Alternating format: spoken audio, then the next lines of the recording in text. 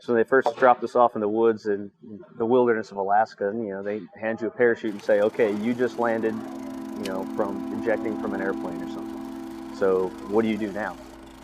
They teach you different things during your initial survival training, and the first part is, don't get caught. That's always the big thing. No matter what happens, it's better to live in the woods for a week than be caught for a day.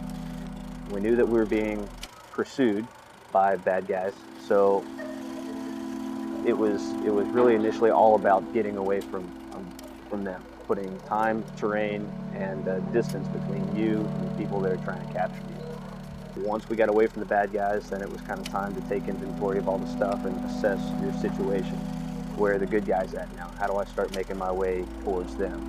And starting the communication process for getting recovered. So one thing that impressed me, within 10 minutes of being on the ground, we'd already made contact with the guys in the air.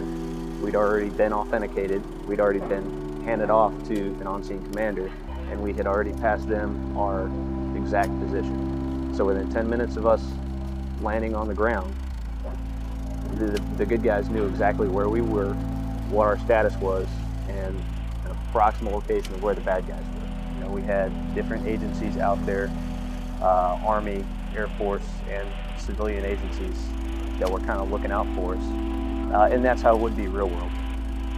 The integrated aspect of the on-scene commander running the entire show, doing all the coordination, the reaction time for the on-scene commanders, providing close air support, and also vectoring the pickup vehicle, the helicopter, for our recovery. That was all very impressive. We were only in the woods for a couple days. We were under the watchful eye of, 2 SERE specialists, and there's no real bad guys chasing us. It's all part of the exercise. However, after a few days of walking around the woods and you're really tired and you're really dehydrated, and it's not part of the exercise.